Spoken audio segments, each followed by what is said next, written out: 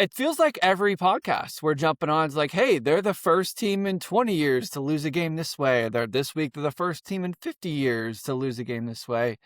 They're just not playing winning baseball.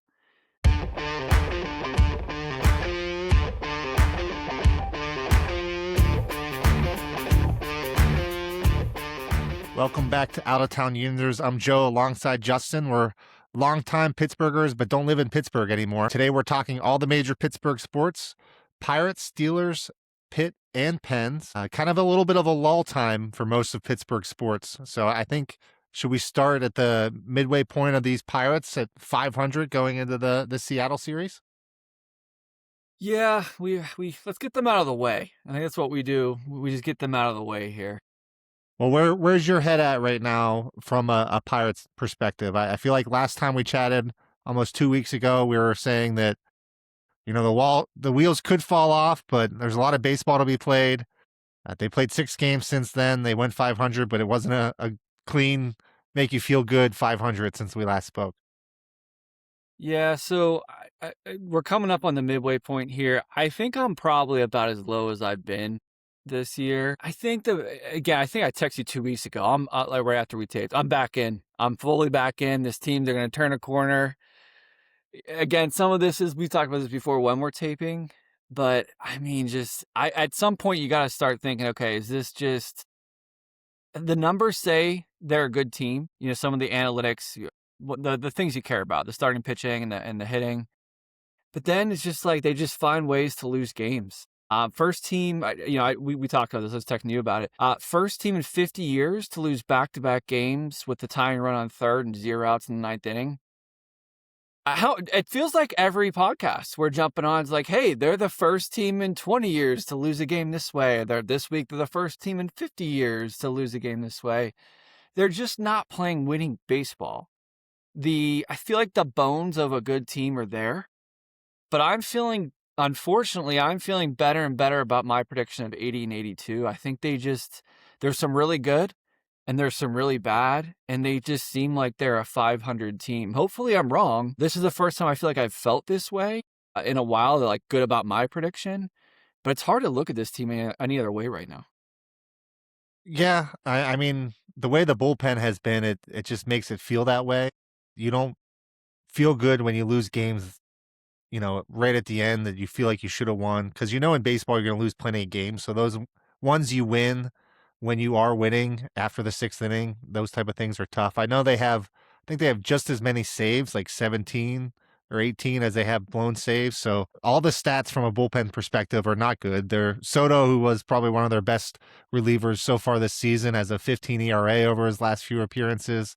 We're talking about Evan Sisk as the best reliever in Pittsburgh right now. So when you look back at when the Pirates last made their run, the only time they've made the playoffs when I could know what was going on, they did it on the back of the bullpen. We talked about that before. And that bullpen had 3 guys that you could run out when it was going strong. You had, Melanson, Tony Watson, and Jason Grilli, that one year when they were really cooking. And that's just not the case when you think of the bullpen right now. Like we've said before, they can add some arms. I still think they're going to do that, but they got to stay afloat to, push management to want to add some arm. And that's going to be the hard thing.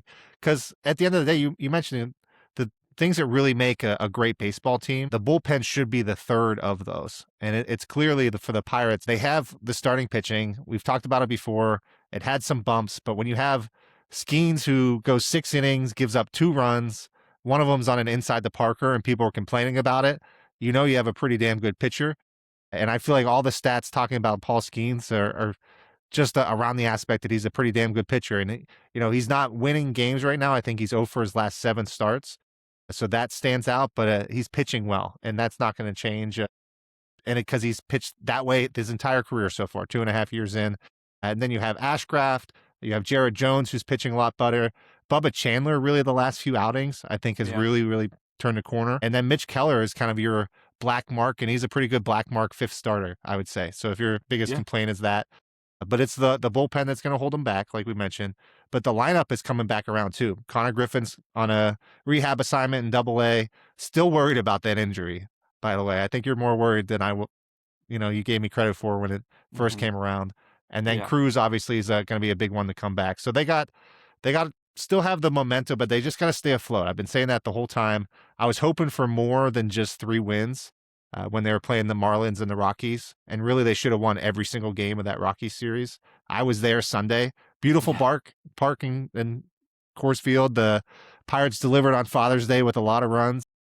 Yeah. Left with Cam saying the Pirates won to everyone on the way out the door. So it was a fun time to see them win on Sunday, but the way they lost on Friday and Saturday are tough blows. And I think really as a fan, it's one of those where it's like, how many of these blows do we take before it's going to add up at the end of the Exactly. season where you can't Yeah. make it? And I think that's kind of where they're sitting. But what's your hope now? We're kind of staring the All-Star break in the face. What's something that would make you excited versus what would kind of have you out on the Pirates for an All-Star break? What do they have to do one way or the other to have you lean strongly one way or the other? I don't want to say they have to go because I feel like a run has to be coming. Like they're just hitting too well. Their starting pitching's too good for a run not to be coming, like a run of a winning streak. I don't want to say they need that before because there's not much time left before the break here, but then they do have a tough stretch. Their schedule does get tough, like right before and right after the break. So they've got to be over 500. They can't go into the All-Star break below 500 and feel good whatsoever. Not in the National League this year. They got to stay within. I'd say for me to feel good, I want to see them within a game of the wild card spot. That's what would make me feel good, I think, overall. And that's more than doable. I think that should be more almost the expectation if this team wants to be taken seriously the rest of the way. Again, tough, a couple tough series coming up. That's what they got to do. They've got to start beating some of these good teams. I understand that Braves and the Dodgers are good teams. You got to win some of those games to be taken seriously. So, the other stat, we didn't even talk about it. I don't know if this was the case last week. Most unearned runs in Major League Baseball. We're not shocked by some of these things we're saying. We just thought they wouldn't be, like, we knew the weaknesses. We just didn't know the weaknesses were going to play out the way they have. They've got to feel a little bit better than that. I mean, it's just not. That's why that's the explanation for you talked about Skenes and why they're not winning. That's the reason. It's the bullpen and blowing the games they're winning, and then just they have all these unearned runs. But yeah, to answer your question, I think they got to be within a game. Yeah, within a game. It's to me when it talks about before the break, they got to make some hay this week. So I think you got to go 4-2 this week against the Mariners and the Reds, because then you're going to be staring at the Braves and the Brewers going into the break. So if they can tread water against the Braves and the Brewers, we'll go 4-2 this week. I think that's a positive thing going into the break. And then you're coming out. I think it's almost like July 24th or something when you come back out of that game. So out of the breaks, you're pretty late into the summer, staring the trade deadline in the face. So that's a time where you're going to get some reinforcements in the bullpen. Even when the Pirates weren't trying to add, they were getting reinforcements in the bullpen. And honestly, any arm out there that can throw a little bit would be a reinforcement and a positive for the Pirates bullpen. So it's only Right. up from here. I'm still going to try to stay positive because I feel like the tenor of the season is to try to get negative. So I'm going to stay positive. If they don't look great over these next 2 weeks, if they don't win a series over these next 2 weeks, then they're going to be in trouble in the back half of that. But if they can Right. stay afloat, then I think we're going to be exactly where we'd want to sign up to be at the beginning of the season. Just got there in a way that actually was pretty damn predictable if you step back and think about it. Yeah. So why don't you take us from Pirates, who's kind of treading water, to the Steelers and kind of what we're going to talk about today? Or is there any opening thoughts on the Steelers and just kind of their offseason, Mike McCarthy, that you want to start with before we jump in? Yeah. Well, we were going to go over the defense today. Again, we've touched. So we talked on it. We'll be airing a podcast in the next couple of weeks where we talked with one of our good friends that's a Raven fan. We went over it pretty in depth from both angles. That was fun to get an opposing team's view. But yeah, again, I said this to him. I was pretty pessimistic. I don't think you'd be really more pessimistic going into the offseason. I think they've done. We we had our differences, not even our differences, but we had our disagreements on the hire and everything. But all things being said, they've done about when you zoom out and you look at the big picture, I think they had a good offseason. You look at the draft, there's some things we would have done differently, but the draft was fine. We liked the free agency. The problem, I said this when we were talking to our friend Kyle, a Ravens fan. The problem is they did everything right, and they're still plus 550 for a reason, just to win the division. And that's the quarterback position. Like we don't want to we don't have nothing to talk about here, and oversimplify things. But at the same time, like that's where they are. That's the reality with this team right now. So again, we liked a lot of things they've done this offseason. So I don't want to minimize what they've done well, but it's just the reality of where they're at right now, I think, with the quarterback position. Yeah, there's a certain ceiling when you have that, no question. I do like everything I'm hearing about Mike McCarthy coming out right now. I think Mhm. it's everything Steelers fans have been clamoring about for probably the past 5+ years is just a new voice change, things of that nature. I think I read that, 7 shots might not even be a thing in training camp, and I feel like that was the only thing people cared about when Yeah. following a Tomlin training camp. So really, it's going to be an interesting training camp, not because we won't necessarily know who will be on the roster, because I think that's probably more squared away than you think it is in terms of who's going to be on that 53. And I think that's because the Steelers have more depth than most teams. So you kind of know who those 53 are. But the order of those and getting to see some of those guys play in training camp are going to be really fun. And it's going to be fun to watch Mike McCarthy coach that in kind of a breath of fresh air, so to speak. But like you said, I think the main thing we wanted to chat through today is the antithesis of what we talked through a few weeks ago, which is the defense positional rankings for the AFC North. I think kind of similar to on the offense outside of quarterback, the Steelers might be grading pretty well across the board. So we'll start with the slam dunk Steeler position. I feel like the edge. They didn't trade any like Justin wanted early in the offseason, so they got 3 of them. Do you Not have yet. the Steelers number one? Yeah, not yet. Do you have Steelers the number one team in the AFC North at the edge position? Yeah, we both. I mean, we have the same rankings here. I don't think there's any. There's not even an argument. I don't think anyone would even make an argument they're not first. So they're first by a decent margin. I would say. The interesting one for me is Baltimore. So we have the same. We both went Pittsburgh, Baltimore, Cleveland, then Cincinnati.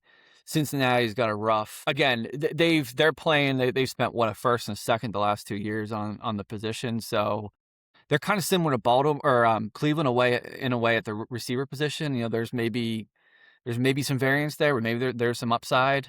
I think they have two. They got they drafted first and second round the last 2 years. So like I said, similar to Cleveland at the receiver position. Cleveland, in terms of their edge, I do like Verse, but it's like you can that's I mean you don't get rid of Miles Garrett and maintain anywhere close to what you were at. But I think Verse is a real nice piece to be getting back for sure. They're basically now they were Garrett and some guys before. They're basically Verse and some guys now.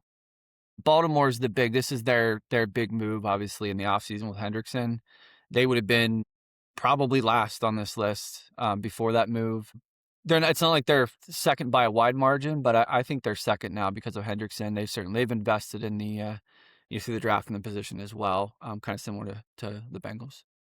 Yeah, like you mentioned, I'm the same way, but I honestly would say it's Steelers, and then like you said, a huge gap, and then kind of a bunch of like Baltimore, Cleveland, I guess, closer together than Cincinnati. But at the same time, I don't think any of those units are going to scare you. I think Hendrickson's kind of on the downside of his career, how he got to Baltimore kind of proves that.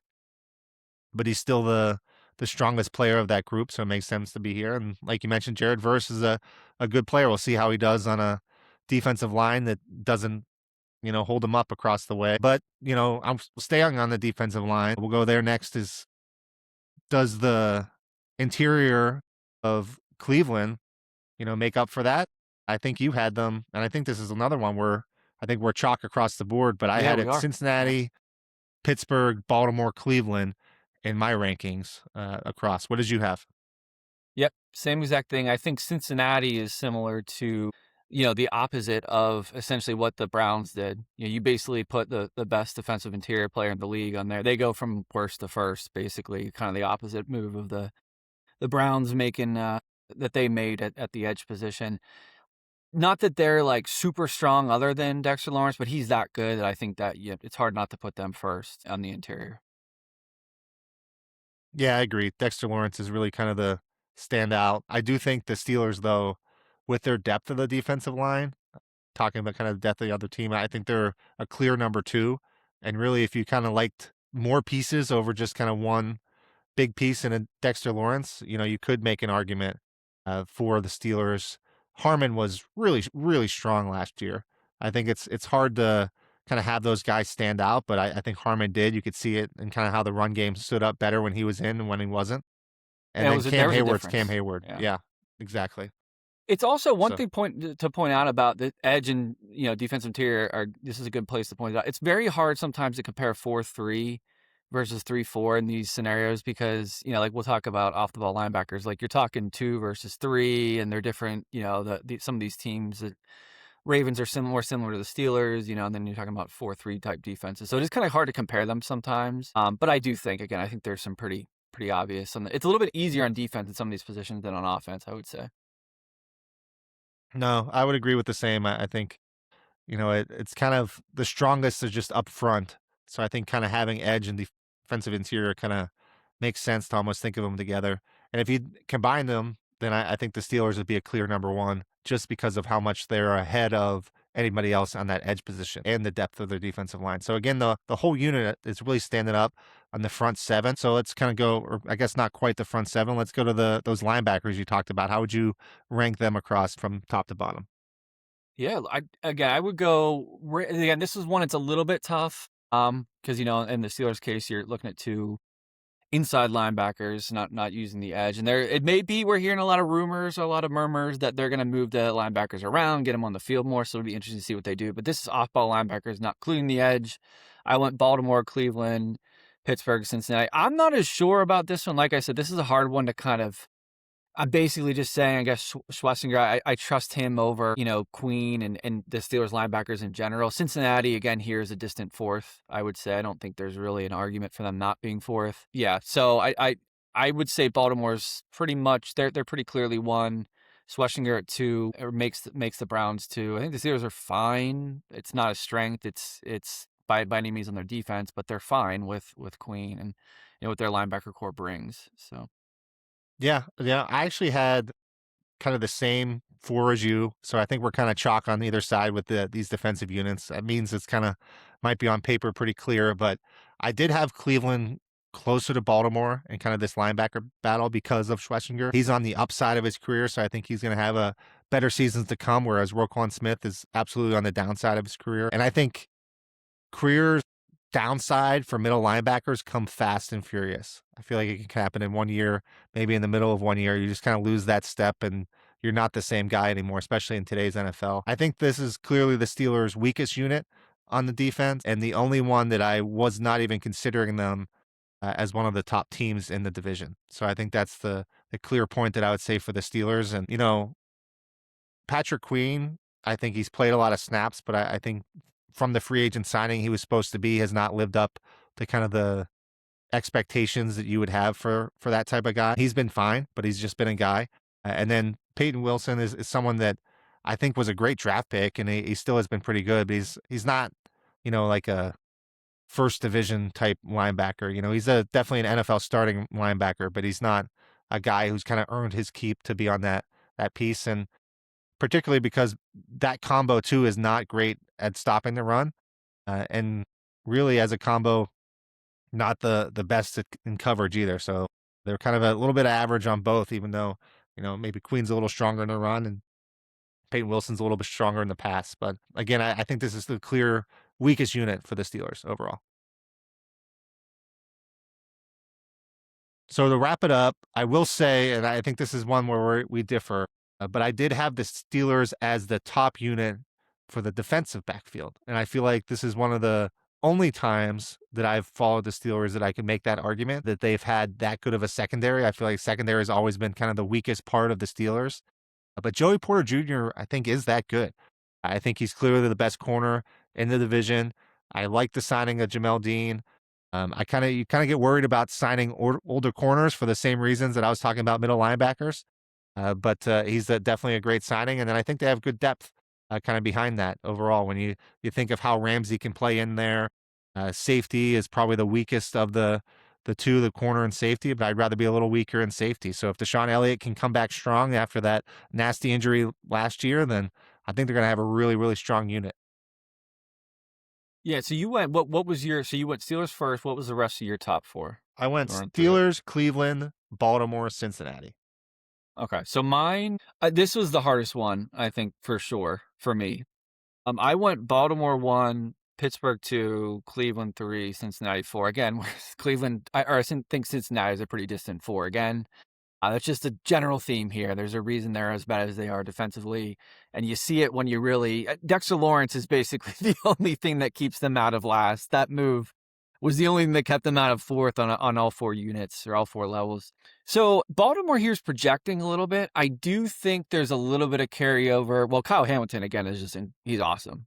That's true. He's a unique player to say the least. They play a lot of they have like a 3 safety defense at times. He almost plays like a linebacker. Almost like it's, going back to our discussions about a Kyle Lewis, very different player, but kind of a similar type of a spot where if you talk to Ravens fans, I had a couple of discussions with them about some of their picks in their offseason, and a lot of the thought process was, we don't mind having 3 safeties because of that. It's almost their base defense. We'll see what they do with Minner in there. I do think their secondary was better than it showed most of last year, largely because their pass rush was that bad. Like you saw it, and that last week, Aaron Rodgers could just stand back there and wait. And it was glaring. I mean, even if they got into the playoffs, I don't know if they're going to do anything just because they just could not rush the passer. Like there was no bigger, we talked about the receiving core with the Steelers. That was the edge rush for the Ravens. So I do think their secondary looks a little better this year when you add in at least a serviceable pass rush. So that being said, I don't feel strongly about this one. Like you could have convinced me, even Cleveland, like those top 3 could you like the Steelers again, it's kind of like the depth the Steelers have. It's interesting too. It sounded like the Steelers are going to run a lot more 2 high safeties this year. That's maybe a Patrick Graham thing. We'll see what the reality is, but you have them first. I have no problem with the Steelers, someone having the Steelers first. You could convince me any 3 of these teams. I'm not as high on the Browns, out of this group, but they're all similar. I would say they're all in kind of like a tier. It's just a matter of who do you like, and there's different reasons, and it depends on your rationale between the 3. No, absolutely. So how does that then stack for an overall defense? I would say for the AFC North that I think the Steelers have the best defense in the AFC North from a whole unit perspective. I would put Baltimore next, then Cleveland, and then Cincinnati. Again, you pull Dexter Lawrence off, I think there's a whole nother tier before we talk about Cincinnati. Yeah. But I think otherwise it's Steelers is a clear 1, probably a jumbled 2-3 with Cleveland, Baltimore, and then a more distant Cincinnati number 4 where Joe Burrow is going to have to score 50 points a game like he did in his LSU days. What else is new? What else is new for the Bengal fans? Yeah, I think that gap would be pretty wide, even with Dexter. I think that gap's still pretty wide if Miles Garrett doesn't get traded. So wanted to get your thoughts too, just on the 2 big trades that, like I think you made the comment, like the NFL just never fails. They just always force themselves into the news cycle with the Garrett trade, and to a lesser extent the AJ Brown trade. But what are some of your your friends that are Browns fans? What's their thought process on the Garrett trade? Yeah, I mean, I think people were okay with the return. I think the return was kind of better than some people thought, especially when you get a player like Verse plus picks. Right. I think that was a really good thing that the Browns were able to acquire. But, I think they also just, the career has kind of played out from a Miles Garrett standpoint here in Cleveland. As he's leaving, you're kind of hearing not good stories of kind of the good old days of Miles Garrett, but the stories of maybe Miles Garrett wasn't as good of a locker presence or things of that nature than we expected. And I think really he just wasn't someone who's going to be lifting a franchise to kind of be that front of the guy. He was obviously just an amazing player, and he's going to do great with the Rams. I honestly, in some ways, an Aaron Darnold comeback with Miles Garrett already there, Yeah. there's a potential that could happen. And I think it's going to happen. I think it happens. It's just a matter of when. Everything, all the reports and everything. I mean, he certainly could stay retired. I think it's more likely that he comes back at this point, which would be wild to see with that team for sure. So, Yeah, it goes back to like, what was it, the second or third podcast where we talked about how I even said, if I'm one of these, if I'm the Browns or I'm the Raiders, my Raiders back then when we were talking about them, I'd be looking at moving. So it's kind of similar to the like the Dexter Lawrence move, and in with the Ravens when we talked about like your window. His window just didn't line up with the Browns. Does anyone think the Browns are going to be competitive in the next 2 years? Like, unless they hit on the outlier on the quarterback, probably not. So I just think it made sense. I think if I was a Browns fan, I'd be like, love Miles Garrett, generational type talent, but it just makes sense. Yeah, So 100%. And I think the other note you had on here, because we didn't talk about last time, was Nick Herbig and kind of his contract. I feel like that's just a contract that's just like an immediate sticker shock for Steeler fans in particular who follow the team, because they just know Nick Herbig really hasn't seen as many snaps as you would expect for someone to pull in that type of contract. But other than that, it makes all the sense in the world. The cap is bigger than it ever has been. The Steelers don't have a top tier quarterback. So paying guys like this that are really good football players makes all the sense in the world. So I have no problems with it at all. And, I think the money on that will work its way out of the defense by the time those terms are over too. And I think it was only like a 2-year guaranteed type contract. So if the first 2 years don't work out for Nick Herbig, it's not like they're on the hook for all four either. yeah, I have to look at the numbers too, but I think they pushed more of the guaranteed money back because of the guaranteed money that they already have tied up in the position. But we touched on this with Darnell Washington, but it's hard to look at these numbers now and have a real strong opinion just because of how rapidly the cap is increasing, to your point. So yeah, I think they had to keep. It's just tough because, like, to your point, he hasn't been an every down player. That's the only concern. But like at the same time, you want to be keeping the guys that you're feeling confident in. We'll see with a Benton and a Porter too. You got to figure those get done as well.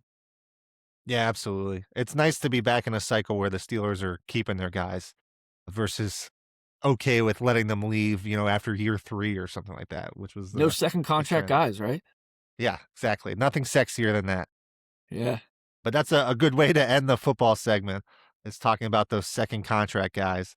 yeah. But speaking of some contracts that are going to be signed, are the Penguins. Got the draft coming up, then free agency. One thing about the draft is that, there's been a lot of talk. Really, anytime we talk about the franchise for the Penguins and kind of the future, is all their draft picks and their draft capital and X, Y, and Z. And this is actually the year where they don't have as many picks and as strong draft capital as they do the next few. But still some premium picks with one in the first, two in the second. So some ways they can make some damage. I won't say I know as much about the Penguins draft. I will be making some comments on the MLB draft coming up. But Justin, any thoughts on the draft before we flip over to free agency a little bit? Yeah, some of the draft in general, what are they, 22? They're in the 20s. The From the few people I've read that I would trust, I'm sure they'd love to move up. I just don't know that that's going to make sense for them. Like, to your point, they do have the ammunition if they want to. Seems like they probably will have a tough time doing that. But again, hockey is somewhat similar. It's kind of between, I'd say it's between football and baseball, leaning more towards baseball in terms of, there is much more projecting and, guesswork involved. Like, don't get used to a Kindle, guy outside the top 10 all of a sudden playing the entire year, up. That's not going to happen. It's been a while since that's, something like that has happened for the Penguins, especially a guy who they thought maybe was more of a project, more of a long-term guy. So that's not going to happen this year. Unless something even crazy. It's very, very unlikely that the player is even on the team. But again, I think the goal for them at this point is just to be stacking that, talent and continuing to build out the farm system. A little harder to do outside the top 20 ish picks, but yeah, I think you just keep stacking value and you kind of go from there. I think the more interesting thing is going to be free agency or it's sounding more and more like trade talk is becoming which was surprising. I didn't expect to necessarily hear that going into the offseason. Yeah, no, the cap space is real. So that just gives them a lot of flexibility overall. And you can do a lot in these capped leagues, particularly the NHL, which has had such a tight cap recently. The scary part with the NHL is that because they've had that tight cap for so long, now everybody has cap space at the same time. Right. So it's a little bit more of a bonanza the Pens are definitely on the upper half, or they might even be. Are they the team with the most? I think they're the team with the Yeah, I most think cap yes, space. 37 million plus around there is kind of like I guess the estimate. So yeah, they're right there. But the issue is when teams, like to your point, when teams all have all this cap space, the guys don't make it to free agency. This is probably one of the weaker free agency classes I can remember. I saw a Yeah, list today. Sportsnet, their free agency tracker, has Mantha and Skinner as 5th and 7th in free agency. That is not what you want to hear for a year when you have the cap space. Their top 4 was Tuck, from Buffalo, Anderson, Carlson, Truba. Like, that's not what you want to be seeing, in the top 4. And even then, I mean, I saw a report that people would be shocked if Carlson doesn't. And I mean, Carlson, you're talking 29 is the youngest guy out of this group, 29, 30, and then mid 30, like Truba. Yeah, Carlson, into their 30s, Carlson 36. So not really the free agency class you were probably hoping for, going into the offseason. Not that it wasn't kind of known at the time, but that's why I think a lot more of the talk is because at that point, with those 4 guys and the guys that are in the top, you're almost just competing against other teams. Everyone's going to have the cap space to sign, maybe one of these guys, or at that point, one of these guys or a few of these guys go to a team that's ready to win a cup, and then all of a sudden you don't even have money to spend it on. That's why I think you're hearing a lot more of the trade talk and the trade, chatter. I think I think his exact quote was that he would be, that they would be going big game hunting was his quote. So we'll see what that means. But I thought that was an interesting, and he was pretty clearly talking about trade. I don't think he was talking about free agency. You just have to look at the free agency class, that. There was some talk too of them either maybe moving Rust or Raquel. So it's going to be an interesting. You think a lot of it's going to happen. It's probably going to happen soon before the draft and free agency. So there could be a lot of movement. Darnell Nurse has come up a bunch, fenceman from the Oilers, not necessarily playing his best hockey. He's a $9 million+ contract, cap hit. That's, again, but it's that cap space is part of the reason why. So could be another move where they maybe take a player on and get some, picks back in return for a team like the Oilers, who are always going to be competing, or they certainly need to be competing now, or else they're going to lose McDavid. So it'll be an eventful 2 weeks here leading up to and through the draft for the Penguins. yeah, absolutely. I think the only thing that'll definitely happen is there'll be some turnover on that roster, and one way, shape, or form. I feel like some trades are gonna happen this year, and I think bringing people on via trade are probably going to be the more likely way than the free agent class, just because of what you talked about, where it's just you're not going to get any value that you want, and the top guys aren't the guys that you really want to, break the bank for, that'll kind of carry over the day. So, it's just one of those. It's the off season's not lining up for where you'd want the Penguins off season to be, but there's still plenty of flexibility that you could get creative. It's hard for us to draw some of the things up on a chalkboard because that's not as evident as like, hey, you can go sign this guy for the Yeah, moves that they're it's the whole going to be league. upcoming. Yeah. Yep, Yeah, it's basically the exactly. whole league is the option, as opposed to like, hey, here are the free agents. Sounds like even Tuck, it sounds like the Sabres really want to keep him as well. So Perfect. And I think you had one last little good question on the back half of here. So the Carolina Hurricanes won the cup. Jordan Stahl, Conn Smythe winner. So another Conn Smythe winner from those early Penguin days. yeah. How did you want to tee up the Jordan Stahl conversation? Yeah, so we've kind of not danced around this, but we've touched on Jordan Stahl. It's interesting because, and we want to dive deeper into this in terms of like maybe what would happen if the Penguins kept him. But this is more just, it was interesting to see the responses from fans just online and on, Twitter and everything. Overwhelmingly positive, which I'm not necessarily surprised by, but it got me thinking, like, where is that line? And this is maybe not even, this is a much wider question. We could have a whole, discussion on this, but, was it partly the timing? Is it because so much time's passed? Is it because he had won a cup in Pittsburgh? Is it all of the above? But I think overwhelming, I didn't hear one person that wasn't excited for him or wasn't happy. And at the end of the day, he chose to leave, and for all it's like we bash players for leaving for money. You could almost argue a guy leaving for money makes more sense. You should almost, as a fan, respect that more than you respect a move like Stahl made. In a way, I'm not saying I would make that move, that argument, but like there's an argument to be made for that. And I don't know if people remember, just to put this into perspective, he was traded on his wedding day. I think people forget that. So middle of his wedding, he finds out, and he basically signed the exact same deal that the Penguins offered him in Carolina. Now he got to play with his brother, which is a big part of it. The minutes were another big part. He did want to play. We talked about it with, very different scenario, but we talked about it with Malkin a little bit. I do think he wanted more of an opportunity. Ironically, he never put up the same numbers again as he did in the last 2 years he was with the Penguins. But just in general, just wanted to kind of get your thoughts on my comparison. The only comparison I could really come up with, I thought some players that weren't viewed positively after they left, and it was like some of these guys are even before our time, like a Bonds or someone like that. Not that I'm putting him on that level, but like a Joey Porter would be my comparison. I think Joey Porter was viewed positively as well. Now, different reasons, but they had both won. I think that's a big part of it is they had both won championships. And that's why part of the reason why they're viewed so positively, even now.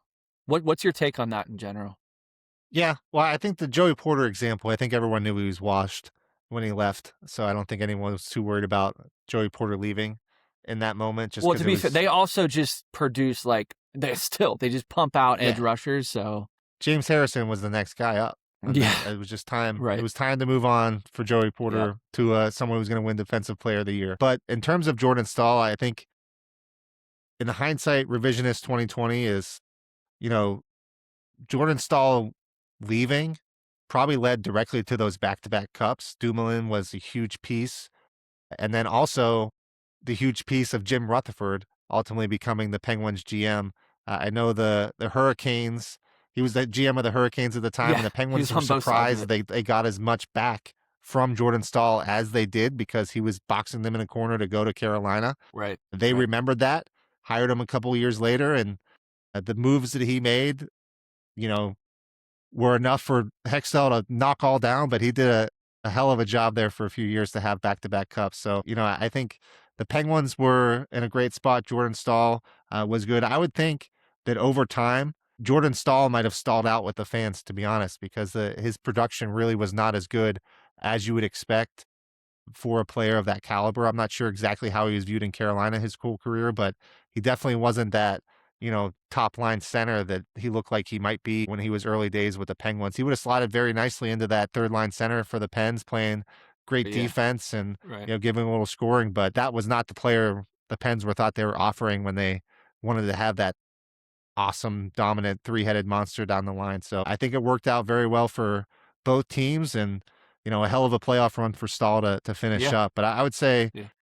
to your point, if there was anybody who kind of left that I think had a good vibes when he left was probably staying with, in the Pirates realm was probably McCutcheon. And, he came back as well. So I think it was full circle moment for someone like him that left kind of not on his own accord. And he's someone who chose to sign that second contract with the team. That's exciting too. So I would put him in that bucket of someone who's left that kind of got that positive vibes as he kind of came back. I think the football is such a short career. You don't really see people Yeah. leaving and, Mhm. kind of coming back and things of that nature. So it'd be definitely in the baseball or, you know, hockey scenario where you kind of have that true longer term player that actually leaves your team and is long enough that you kind of can see him on another team like a Yager who left, still with plenty of hockey left.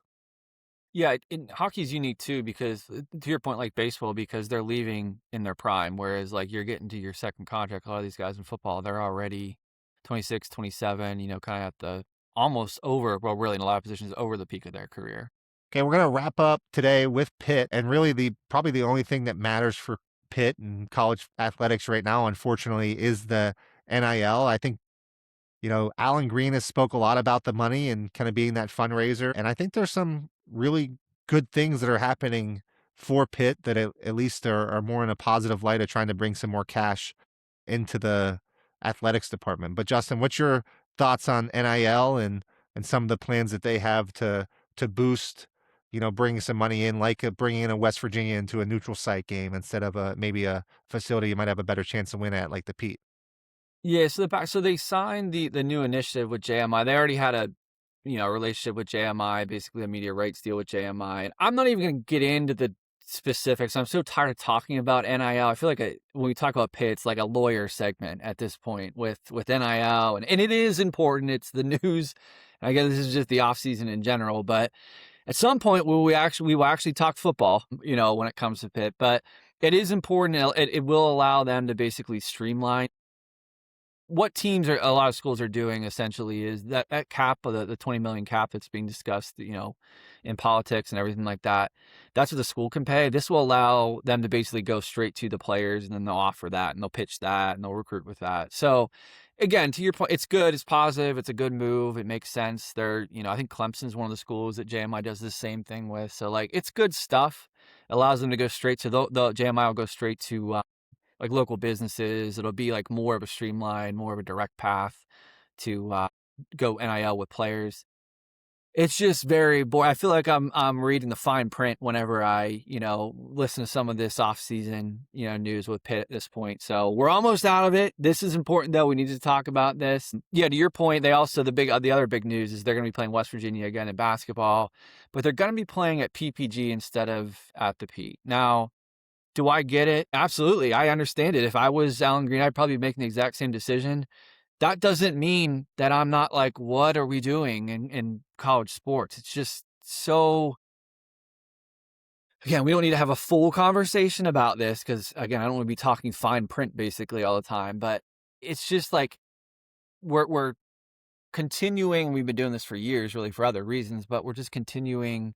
I say we, it's not like we're making these decisions, but college sports it's becoming so much about money at this point that they're going to lose some of the stuff that makes college sports unique. And this is a small example of it, obviously, but like, you just hate to see stuff like these on-campus games, in basketball, and there's great atmospheres in these schools.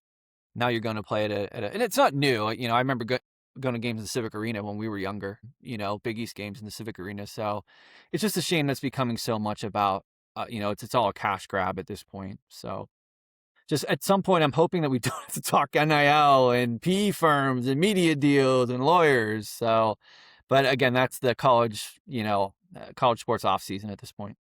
No, for sure. It's stuff that Pitt has to do. It makes all the sense in the world. There's like 130 teams that make the NCAA tournament now in basketball. So playing an off-campus game, it doesn't matter too much. Yeah. If you're going to be good enough, you're going to make it. So I feel like that's perfectly fine. And honestly, I think you already see some of these dollars being put to work. The transfer portal and the recruits for Pitt basketball are really strong, I think, especially for a team that's not had success under Capel. So I think they're going to have the players. And on the football side, you're keeping Mason for another year. He's someone that could have easily been poached by another school for more money. So the Pitt is ponying up for the players. So they just got to get the right players and the right atmosphere. And they could make some heyday in this NIL era, especially with kind of the extended playoffs that are happening right now. I like that your new running joke is just every time you talk about the tournament, it's like 5 more teams get in every time you talk about it. We're up to 130 now. I like that. That's true. They are. You joke, but we're on the path where that might be the reality soon. So it could be. Yeah, they'll just start it a couple weeks early. So. Cool. All right. Well, let's wrap up today with a quick nostalgia segment. So we're in the middle of summer. What do Pittsburghers do in the middle of summer? They go to Kennywood.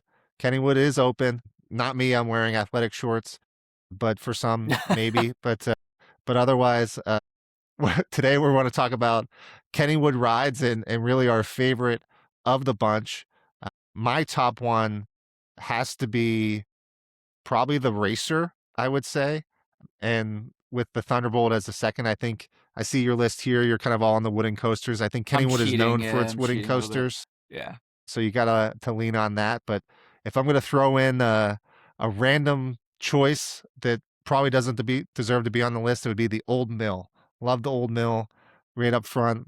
Could always get on. I think that's probably why I loved it. You could just never have a line. Front of the park, you could get on. They changed that now. It's like a Garfield ride. I think it is now. I think so. So maybe that's why, I like it too. It's been years, but I'm definitely going to be going back to Kennywood here soon. Got a 4-year-old roller coaster rider, so I'm excited to get him on some of these that maybe the first time around for you, Justin, wasn't the most fun experience. Yeah, I had some, we don't need to go over that, but me and Joe grew up, you were a roller coaster tycoon fan, right? Growing up, we played Roller Coaster Tycoon on the computer. I like to build roller coasters I wouldn't go on at the time, so it was fun doing that growing up. But yeah, I went. So we're going to go. I was going to go through my favorite here too. I cheated and I went all of the wooden coasters. One, it is, to your point, it is definitely known for, they're all unique. The Jackrabbit has the double dip. The Racer, you start on one track, you end on another, which is unique. And the Thunderbolt, you start with, like every other roller coaster, you go up a hill. You actually just go straight. You come straight out of the gate going down, which is kind of cool.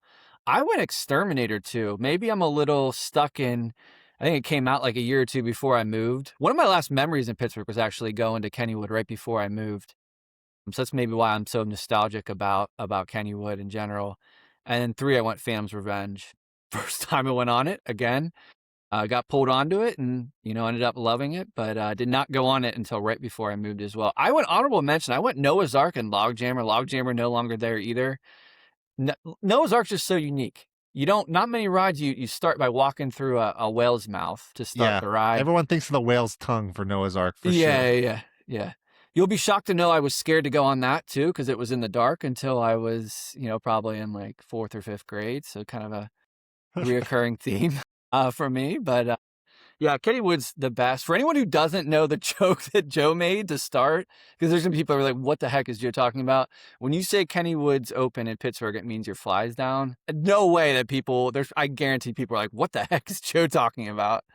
So yeah, Kennywood was always the best. So many memories. I was looking at pictures today. I was just kind of going through some of the rides, and it's just like, oh, Kennywood. One of the unique things too is you can take your own food into Kennywood, which now means even more to us now. But I remember taking like coolers and stuff into Kennywood. No way, I can tell you right now, there's no way you're doing that at Hershey out here. That's not happening. But that's one of the other really cool aspects of Kennywood. It still feels like a small town or like a family owned type of a park. Yeah. Phenomenal park and really more coasters than you'd expect for a park like that. Can't wait to go back. It'll be fun. But if you guys are still listening and you haven't subscribed, please do so. But otherwise, we'll catch you in a couple weeks. All right, see you later.